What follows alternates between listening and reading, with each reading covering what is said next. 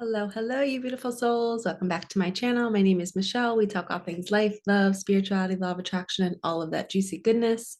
I am here for a quick page pull to see what the universe wants us to hear, what our angels and our guides want us to hear. This energy is pretty intense today. It's Monday and it's late in the day, and my phone has been blowing up with messages from people saying, Michelle, what is this energy? Why do I feel like I'm walking around in circles and I can't focus? I can't think straight. You're just feeling very not yourself. But you're also feeling rushed, like you need to do things, you need to get things done, but yet you're kind of like, I don't know which direction to go in. So sometimes when we get like that, it could be a planetary thing. There could be planets moving that we don't know about. We're feeling this like we're in a wave and it keeps going and we don't know where the ground is or where the sun is, which way's up. Um, and that's usually a sign that we're exactly where we're meant to be. This little hair is going to drive me nuts. Because when we have to ride the wave, we can't fight against it. If we go against the current, we're going to drown because we're going to get exhausted and tired. So if you're feeling this energy, do not try and figure out why it's here or what you're supposed to be doing. Just sleep if you have to. Take a long bath, go for a nice walk, do something to kind of just allow yourself to feel that way. Normally, when we allow things, that's when they kind of dissipate and go away. So, until then, let's get some guidance to see what this energy is. Archangel Michael, Archangel Metatron, can you please bring us the page that will just hit our heart? Thank you, thank you, thank you, thank you, thank you. Okay. Open yourself up to the wealth of the universe. We have April 12th. We all have sources we turn to for support. We may turn to special people in our lives, family members, friends, a lover. We may turn to nature, the mountains, trees, oceans, rivers, sun, moon, and stars. But we no longer have to limit ourselves to just one person, one source for love, energy, comfort, and guidance. Certain people come into our lives for a short while to help us through particular times. Other people come to stay for a longer time. Sometimes we love people and we are so deeply committed to them that they will be sources of energy and love for all of us, and we for them, for most of our lives. That's good. That's how it should be. But while it's good to have people who are special sources of support for us, allowing one person to be our whole soul support can mean trouble. We may begin to drain that person. We may become overly dependent. He or she may move away from us, or we may become angry, as we usually do, at whomever or whatever we are dependent on. For many reasons, we find ourselves in conflict with one we have deemed our source. Something may happen that causes our source to no longer be available to us. It's important to be conscious of what our needs are and to get our needs met, but it's also important not to make one person responsible for doing that. Open to a larger, more abundant source. That source is God, and God's supply is the universe. When we look to God in the universe, we open ourselves up to a never ending supply of what we need: love, energy, teaching, support, information, guidance, and nurturing. Certain people and places may help us along our way, but God is our source for love. So good, right? That's for anybody who's been feeling like they're just wanting to change somebody in their life. They're wanting them to behave a certain way. They're wanting to get support. I had a girl who came for a reading, I guess it was last week, and she was saying that her husband just doesn't cry. And he's not open to listening to her when she's emotional.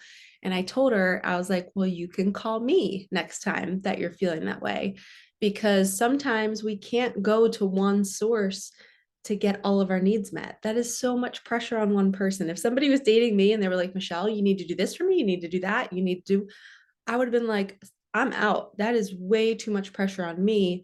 I have to take care of me. How can I be all of these things for you when I'm trying to balance me? So we have to, and what the advice that I gave my client was, look at your husband. What are his strengths? What is he really good at? How is he really good at loving you?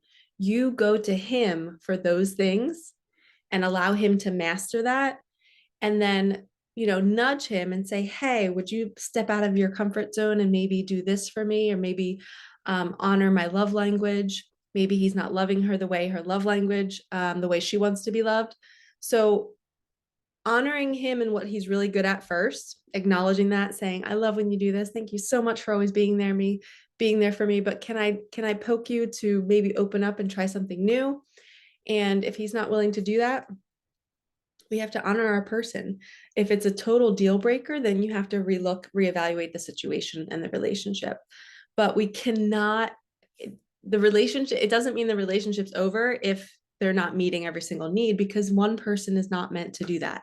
That's why we have mentors. That's why we have friends. That's why we have family. That's why we have coworkers. They all serve a purpose. I think it was back in like 2019. I was working with my mentor. I was on the massage table, and I remember crying, saying, like, I just felt like I had nobody in my life. Like, I felt like nobody got me, nobody understood my loss. It was very surface level conversations all the time. I never felt like anybody was like, I felt like nobody in the world really like knew or cared about what Michelle was doing on a Saturday or Sunday. When I'm at work, people are like, oh, where's Miss Thornton? What's she doing? But it's like I would go home and I'd be like, does anybody even care that I exist? It was very much so in my ego, wanting to be loved. My little inner child was screaming. And it wasn't even my ego, it was my inner child screaming to be heard and to be seen and to be cared about. I could even get emotional just talking about that. Like, I was so hurting that I was going to the wrong people for attention and love. But also I was on that table and I had a moment where I was like, it just, something broke open inside of me.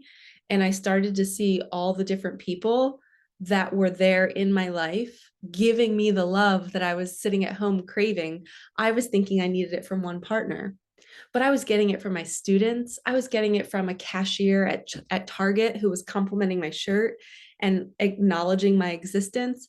And I was getting love in so many areas. And I was so celebrated all the time. But because I didn't see it in myself, and I don't know if it was because I didn't see it in myself or I just wasn't fully awake to it yet. But it was like an awakening. Like, I don't think I could control how it happened. Something broke open inside of me. It's like somebody took a blindfold off and I just saw it more clearly that day on the massage table. And I was like, oh my gosh, I can get love from all different sources. This one love that we deem as for with a partner. And that's why I'm so happy that I'm single and I found this joy being single, is because I'm proof that you can be really, really, really happy in your life without a partner, because you get love in so many other areas. Sitting across a dinner table with one of my nieces or my nephews and just listening to them talk about their day, or listening to them like talk about what their teacher said, or what food makes them burp, or them having the hiccups. I just look at that and I'm like, I'm going to miss this one day. And that to me is the same kind of love as like getting a hug from my partner or going on a date with my partner. It's all universal. It's a good feeling. It's a connection with another human. And when I started to pay attention to that, and I was very, very present in the moment, and it wasn't just like my family, I was doing this with students, I was doing this with friends, with family.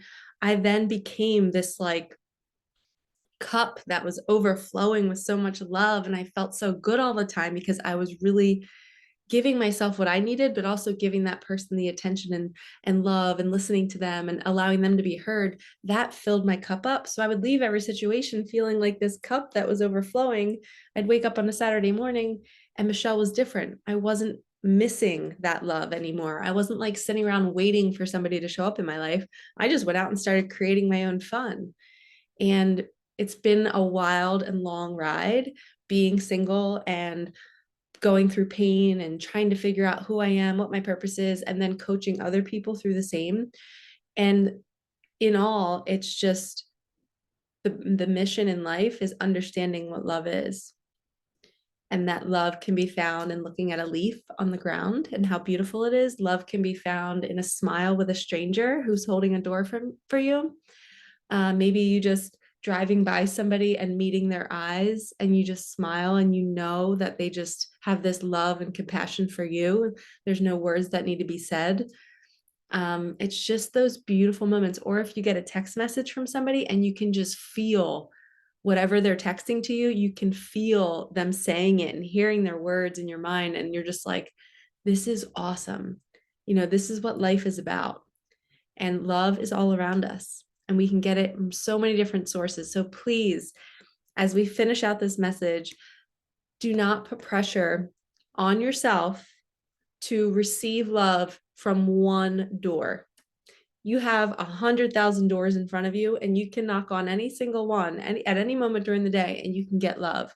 But you keep knocking on the door that's like bolted lock, and it's never going to open. No wonder why you're sitting outside crying, because you're not seeing all the other doors. So I hope this message resonates. I'm sending you so much love. I hope you know that my channel is a source of love for you. I hope you feel in my words how much I care about all of you and how I try to respond to every comment.